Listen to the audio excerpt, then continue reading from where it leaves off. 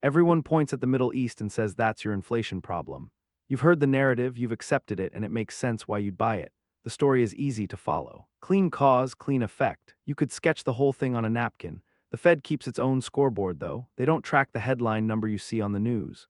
They target 2% inflation using personal consumption expenditures, the PCE. That's the scoreboard that counts, and it's where the mainstream story breaks down.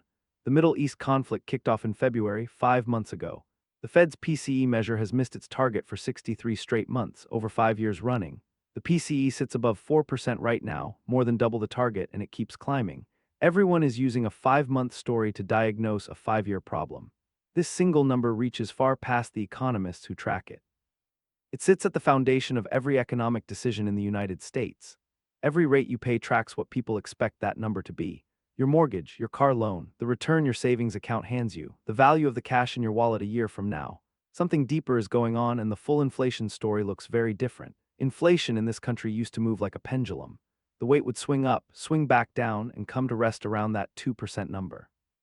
You did not question the motion. You had no reason to. Economists named this stretch of American history the Great Moderation. Between 1985 and 2007, growth stayed steady and inflation stayed low. The economy appeared to regulate itself. A real hand guided the market. Someone stood beside the pendulum and gave it a firm push back toward the middle every time it swung too far. They pushed it with such consistency for so long that everyone forgot someone was pushing the pendulum. The last 5 years are about this shift. The entity doing the pushing is now the one in trouble. You build the entire financial system around a 2% inflation target. You might expect an impossibly complex math equation produced this figure, or perhaps generations passed it down carved in stone. Neither happened. A person simply picked it. St. Louis Federal Reserve economist Christopher Neely explains the logic behind landing on that 2% target. Central banks weighed the costs of inflation against the benefits of rising prices. Policymakers gain room to stabilize the macroeconomy when prices rise. 2% served as a comfortable middle ground. Solid reasoning supports the target number, even if an arbitrary decision originally set it. You naturally wonder why they didn't aim lower or push for zero. If inflation quietly makes everything more expensive, aiming for any of it seems counterintuitive. A 0% inflation rate looks fantastic on paper until you face reality. A recession hits, and the Fed reaches for its main tool by cutting interest rates. Zero inflation means interest rates already sit near the floor. A real economic downturn arrives, and the Fed manages one cut, maybe two. The rate then hits zero. The central bank finds itself locked in place with nowhere left to go. An ordinary recession spirals into a decade-long depression under those conditions. You create your own problems by aiming too high. Push the target to 4% and prices double every 18 years. Businesses lose the ability to forecast costs. Nobody can price a long-term contract without guessing. 2% sits right in the middle as the Goldilocks number. The rate stays high enough to keep a buffer between the economy and disaster, yet low enough that you barely notice it on an ordinary Tuesday. You face near impossibility when trying to hit that number year after year. A balancing act this unforgiving would make evil Knievel sweat. The Fed made this balancing act look effortless for the last few decades. You are just now finding out how easy it was now that things have changed. Before diving into that, let's take a quick pause. We spent the last few minutes talking about the broad economic trends shaping the market right now. Let's bring things closer to home and look at the device in your pocket and the cell phone carrier running it. Traditional phone companies make their real business out of your personal information. Brokers package that data up and sell it to the highest bidder, or hackers expose it in a public data breach. Cape takes the opposite route. This sponsor runs a privacy-first mobile network across America. The connection feels like the big names. You get the same premium, reliable cell service with privacy and security built into the plan. You skip the paperwork during sign-up. Nobody asks for your name, your social security number, or your home address. The network collects the bare minimum needed to connect you. You create a constant trail of data showing every person you call and text. Traditional carriers hoard that trail for years. Cape deletes that information after 24 hours. Your actual phone number is highly sensitive. It ranks among the most sensitive pieces of information about you. Companies still force you to hand it out routinely. You solve that problem with the new secondary numbers feature. Your plan includes 2 additional encrypted phone numbers. Those lines handle random website signups, online shopping, and account verification. You stay connected without compromising your privacy. The link below gets you 33% off your first 6 months. Use the promo code CASUAL33 at checkout. Thanks to Cape for sponsoring this video. Let's get back to the Federal Reserve's World-Class Balancing Act. Over the past few decades, we managed to keep overall inflation under control. Hitting that 2% target felt effortless to everyone watching. The tightrope itself sat 6 inches off the dirt. We only know the truth because we watched that same stunt happen 60 feet in the air. I'm trying to be a more positive guy lately, though. Before I pull you through the ugly details, I want to show you the good side of things. This takes us back to an era when the Fed still had plenty of room to operate. Think back to the late 70s. Inflation stopped drifting and started sprinting. The rate hit over 13.5%. At that speed, prices double in 9 years. The cash in your wallet rots while you hold it. You feel the decay happening in real time. Taming an out-of-control economy takes a heavy hand. Skip the Ghostbusters. Paul Volcker takes the job. He stands 6'7", smokes cigars, and looks like the kind of man who eats recessions for breakfast. He takes over as Fed chair in 1979. He makes the one move nobody else had the stomach for. Interest rates jump to 20%. He triggers 2 recessions in a row. He chokes off the money supply until inflation has nothing left to feed on. The move was so aggressive it got its own label, the Volcker shock. The plan worked. Inflation fell from that 13.5% peak and bottomed out under 2% by the late 80s. The timeline shows the math. Between 1980 and 1983, Volcker tightens monetary policy and forces those 2 recessions. He knocks inflation down by more than 10 points. 2 years after that, the United States enters the Great Moderation era. You get a 23-year period of steady growth and historically low economic volatility. You probably have one clear question forming in your head right now. Claiming the top job, Volcker held an advantage nobody talks about today. The country could absorb the damage. At the start of his term, the national debt sat at 25% of the economy. By modern standards, that number is almost zero. He pushed interest rates up to 20%. The pain was severe, but the mechanism stayed clean. Higher rates did the single job he assigned them. They slammed the brakes and stopped the economy cold. That environment disappeared. The national debt now equals the entire economy, sitting at a 1-to-1 ratio with gross domestic product. You have to look back to the Second World War to find numbers this high. The raw percentage only tells half the story. The mechanics of the debt tell the rest. Raising rates today applies pressure in 2 separate spots.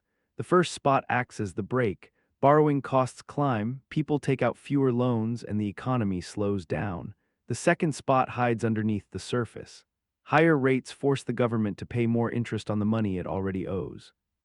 That interest bill is not small. It reaches $1 trillion a year. The military budget costs less. 9 cents of every taxed dollar went to interest in 2021. 19 cents go to interest today. Those interest payments do not just disappear. The money lands in the accounts of pension funds, banks, foreign governments, and the investors who bought the debt originally.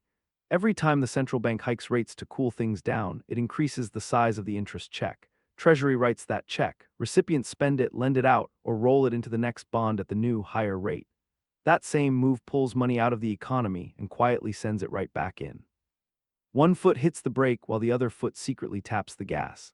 A heavier debt load makes that second foot push harder. At 25% of the economy, you barely notice the extra push. At 100%, both pedals hit the floor. The brake pedal connects directly to the accelerator. Thomas Sargent and Neil Wallace spotted the trap coming back in 1981. They laid it out in a macroeconomic paper that shaped the last half-century of modern financial thought. Dense title puts you to sleep, and the academic text is a chore. I would rather stare at a blank wall than force my way through those pages a second time. The math inside hides a brutal reality. Sargent and Wallace established a strict rule regarding government spending. A government that refuses to run a surplus strips the central bank of any power to shrink the national debt. The central bank gets to pick the packaging for the borrowing. You either hold physical cash or you hold government bonds. The Federal Reserve squeezes the cash supply to fight rising inflation. To cover the difference, the central bank must grow the bond pile. Bonds carry interest charges. Every month the Fed holds the line, those interest payments accelerate the total debt. Today's tight monetary policy guarantees tomorrow's money printing. The central bank ignores the root cause of the underlying deficit. This strategy delays the inevitable price increases for a future generation. You might write off that 1981 Doomer theory as irrelevant today. Kevin Warsh took over as the new Fed chair a couple of months ago, and just weeks back he launched 5 task forces to tackle different economic problems. One group focuses on inflation frameworks. The Fed wants this team to reassess how the agency measures, understands, and responds to structural drivers of inflation. 3 people lead this team. Thomas Sargent is one of those 3. He co-wrote that paper 45 years ago. Now the Fed asks him to lead a team tackling these inflation issues. Inflation worries the Federal Reserve. Step outside and look around today. Everything seems quiet. Gas got cheaper last month. The headlines said cooling. You might assume the whole situation already sorted itself out. The ground is the last thing to shake. You feel an earthquake under your feet after the fault line slipped a while ago. The impact is already on its way to you. Those headline inflation numbers are that ground. They are the last to move. Housing provides the clearest example. More than 35% of the basket used to build the headline number comes from housing. It remains the slowest moving piece because rents lock in for a year and reset in steps. A big chunk of today's reading measures pressure released months ago. Headlines claiming everything is calm tell you the ground held yesterday. Waiting on the inflation number means you are the last to find out. You have to work backwards to get to the truth. Strip everything away and you see inflation as prices climbing. A price tag rises only when a buyer hands over the extra cash. You can't pay more without holding more. The money moves before the price changes. A metric called M2 tracks that monetary flow. This gauge captures all the liquid cash sitting inside the economy's grasp, measuring the total funds sloshing around the system. Past 2020, the chart line goes vertical. Today, that M2 supply expands at a rate topping 5.5% annually. You have to go back to July 2022 to find a faster clip. Cash never shows up on its own. Somebody has to drop it in the pile. You watch the Federal Reserve slide fresh bills into the machine while everyone fights inflation. Interest rates get all the attention, but the central bank holds a second lever. Jerome Powell keeps this one locked in the back of his closet for dire emergencies. You are looking at an actual money printer. 2020 hits and the economy flatlines. The Fed conjures cash out of thin air to buy bonds, shoving those fresh dollars into the market to keep the patient breathing. You call this flood quantitative easing. The central bank ran the pumps harder during the pandemic than at any other time in history. 2 years pass and the balance sheet jumps from $4 trillion to nearly $9 trillion. June 2022 arrives with inflation spiking past 9%. Inflation catches fire.